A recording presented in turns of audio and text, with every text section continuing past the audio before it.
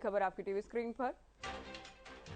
ये दिल्ली से बहुत बड़ी खबर इस वक्त मिल रही है। डिप्टी सीएम सिसोदिया ने इस्तीफा दे दिया है। गिरफ्तारी के 2 दिन बाद इस्तीफा दिया गया। तो सीबीआई की हिरासत में है सिसोदिया, 5 दिन के सीबीआई रिमांड पर हैं और सत्येंद्र जैन की ओर से भी इस्तीफा दे दिया गया है। तो जैन देखिए जेल में और ये अब पुलिस रिमांड में, सीबीआई रिमांड में दरअसल इनकी ओर से इस्तीफा दिया गया है। तो सीबीआई ने इन्हें 5 दिन के रिमांड पर लिया था। 2 दिन की गिरफ्तारी के बाद अब इन्होंने इस्तीफा दे दिया है। तो एक तरफ आम आदमी पार्टी प्रदर्शन कर रही है, आम आदमी पार्टी विरोध कर रही है, केंद्र पर आरोप लगाए जा रहे हैं। चलिए हमारे विशेष संवाददाता सुशील सिंह हमारे साथ जुड़ गए हैं। सुशील, क्या जानकारी इस वक्त?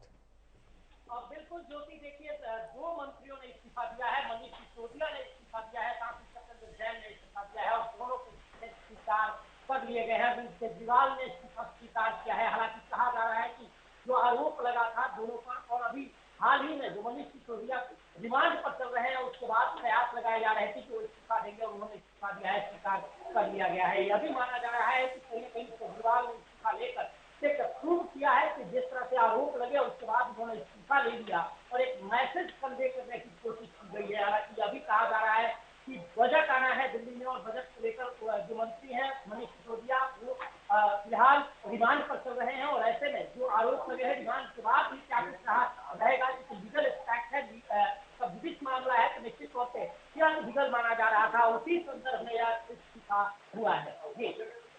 बिल्कुल, देखिए सुशील, सिसोदिया की ही बात करें, काफी वरिष्ठ मंत्री दिल्ली सरकार के, कई विभाग इनके पास थे। सत्येंद्र जैन की बात करें, उनकी ओर से भी इस्तीफा दिया गया है। दोनों के इस्तीफे मंजूर कर लिए गए हैं। आप संदेश की बात करें कि संदेश देने का प्रयास किया गया है, लेकिन राजनीतिक तौर पर क्या मायने समझे जाए इस कदम के? निश्चित तौर पर देखिए, पॉलिटिकली अगर हम बात करें तो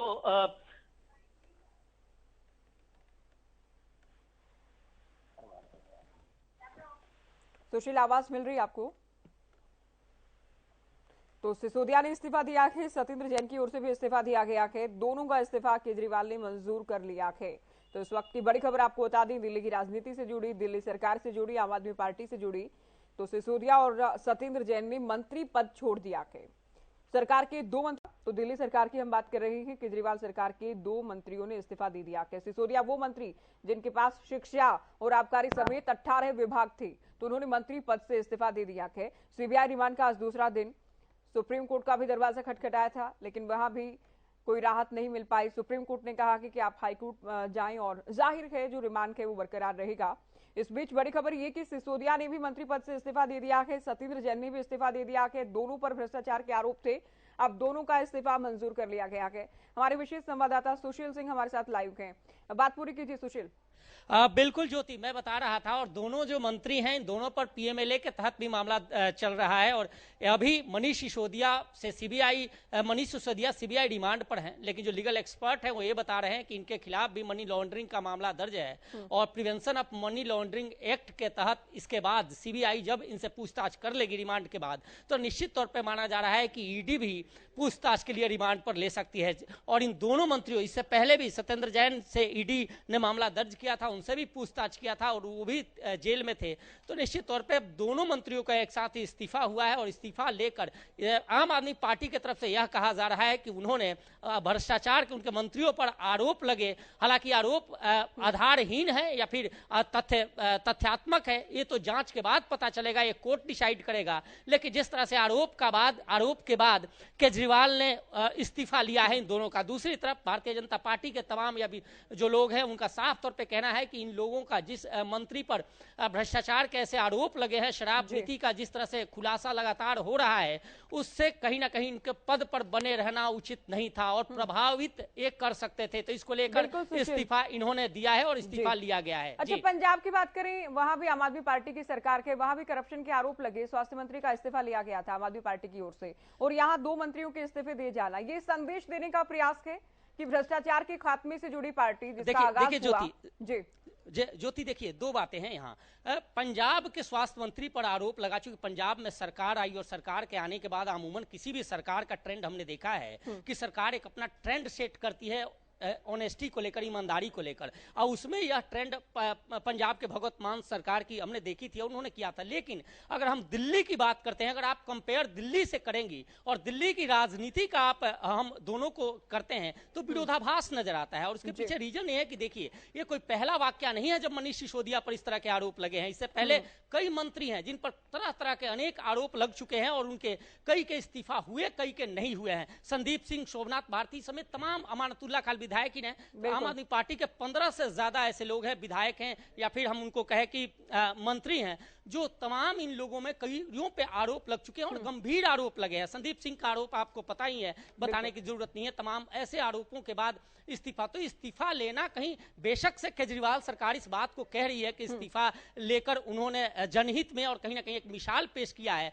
बल्कि जबकि सच्चाई यह है कि जिस तरह से आरोप लगे हैं और जिस तरह से जांच चल रही है, और दो एजेंसियां जो देश की बड़ी एजेंसियां हैं, चाहे हम ईडी की बात करें या सीबीआई की करें, और वो जांच कर रही हैं और कहीं ना कहीं आरोप सही दिशा में जा रहे हैं, तो ऐसे में औचित्य नहीं बनता कि मंत्री पद पर बने रहें। तो निश्चित तौर पर यह कहीं ना कहीं माना जा रहा था कि यह इस्तीफा इनका होना था। साथ और आज सुशील, ये दावा भी किया जाता है कि जीत सच्चाई की होगी, या केंद्र सरकार के दबाव में या तानाशाही के चलते उन्हें गिरफ्तार किया गया या उसके बाद रिमांड पर लिया गया, और दूसरी तरफ इस्तीफा।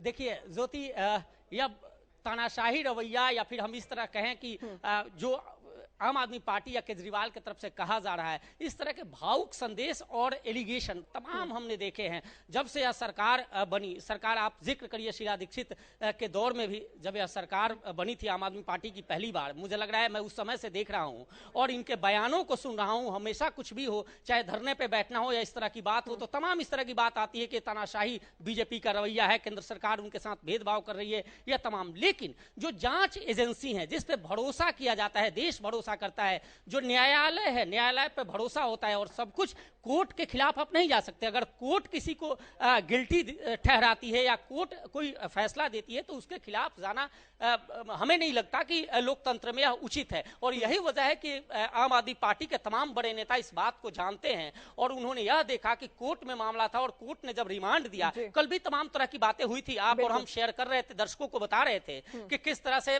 जब कोर्ट में पेशी चल रही थी तो उस दौरान तमाम तरफ से तमाम तरह की बातें की जा रही थी। एलजी को भी कटघरे में किया जा रहा था मनीष सिसोदिया की तरफ से। लेकिन ओवरऑल जैसे ही कोर्ट का डिसीजन आया कि 5 दिनों के रिमांड पर भेजे जाएंगे मनीष सिसोदिया, उनको सीबीआई को रिमांड ग्रांट किया गया है, उसके बाद सबके तेवर बदल गए, सबकी भाषा बदल गई। सुशील, लेकिन आज चूंकि सुप्रीम कोर्ट भी गए सिसोदिया, लेकिन वहां से भी राहत नहीं मिली, वहां से भी झटका मिला, हाईकोर्ट चले जाए कहा गया।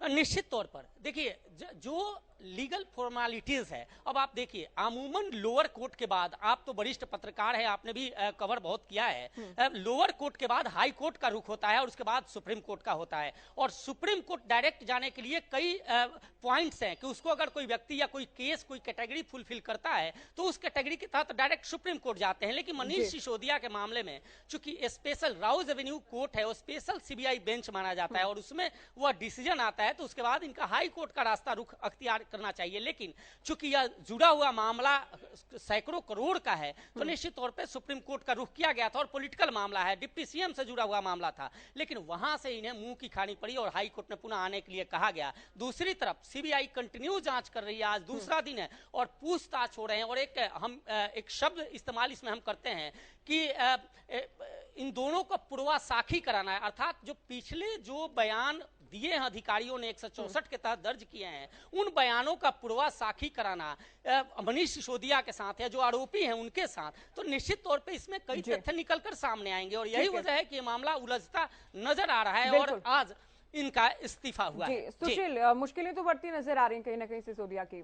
2024 से अगर जोड़कर देखें तो क्या तस्वीर बनती नजर आ रही है आम आदमी पार्टी को लेकर? देखिए, अगर मैं ये कहूं कि कोर्ट ने जो फैसला दिया है, रिमांड पे भेजा है, या सीबीआई ने जो मामले की जांच है सीबीआई कर रही है, तथ्य क्या है, क्या रिमांड के बाद क्या कुछ निकल कर आता है, ये तो देखिए सीबीआई की ब्रीफिंग या बाद में कोर्ट में जो सबूत पेश किए जाएंगे उससे। लेकिन जिस तरह के आरोप लगे हैं, और ये आरोप उस वक्त 2021 में लगे थे, और लगने के बाद 2022 में इस नई शराब नीति को रद्द किया गया था, और ये रद्द आम आदमी पार्टी की सरकार के द्वारा ही किया गया था। तो निश्चित तौर पे उसी वक्त यह सवाल जरूर उठे थे कि अगर ये शराब नीति अच्छी थी तो उसी सरकार ने, जिस सरकार ने लागू किया था, उसी सरकार ने क्यों रद्द किया। तो ये सवाल उस समय से खड़ा हुआ, और उसके बाद से तमाम लैकुना इसमें निकलना शुरू हुआ, पॉइंट उठने शुरू हुए, और उन्हीं पॉइंटों को आधार मानकर पहली बार सीबीआई ने मामला दर्ज किया। उसके बाद ईडी ने भी मामला दर्ज किया,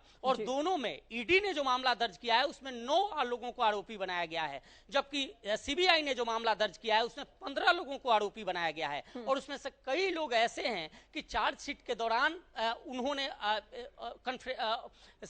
164 के बयान के तहत उन्होंने अपना बयान भी दर्ज कराया है, कई लोग सरकारी गवाह भी बने हैं। तो निश्चित तौर पे बात उसी वक्त से लग रहा था कि इसमें कहीं ना कहीं आम आदमी पार्टी की सरकार घिरेगी। और इसका ताजा उदाहरण उस दिन देखिए कि जिस दिन पूछताछ हो रही थी मनीष सिसोदिया से, जिस दिन समन दिया गया था सीबीआई के द्वारा और दोबारा पूछताछ के लिए बुलाया गया था, तो उस दिन उससे पहले ही तमाम हथकंडे अपनाए गए, चाहे इमोशनल कार्ड खेलना हो, या पूरे पार्टी को बुलाकर प्रदर्शन करना हो, कार्यकर्ताओं को बुलाकर प्रदर्शन करना हो, या पॉलिटिकल माइलेज लेने हो, आरोप लगाने हो, तमाम तरह के हथकंडे अपनाए गए। लेकिन पूछताछ के बाद आखिरकार 8 घंटे से ज्यादा समय की पूछताछ हुई, और पूछताछ के बाद मनीष सिसोदिया को बिल्कुल सुशील, और इस्तीफे होने के बाद, इस्तीफा मंजूरी के बाद भी इसे भी पब्लिक से जोड़ने का प्रयास किया जाएगा आम आदमी पार्टी से। अब भी इमोशनल कार्ड खेलने का प्रयास होगा, केंद्र को अब भी घेरा जाएगा। बहुत शुक्रिया, विस्तार से आपने जानकारी दी और मायने आपने समझाए कि इस्तीफा दिए जाने के मायने क्या थे और क्या जरूरत पड़ी थी। क्योंकि देखिए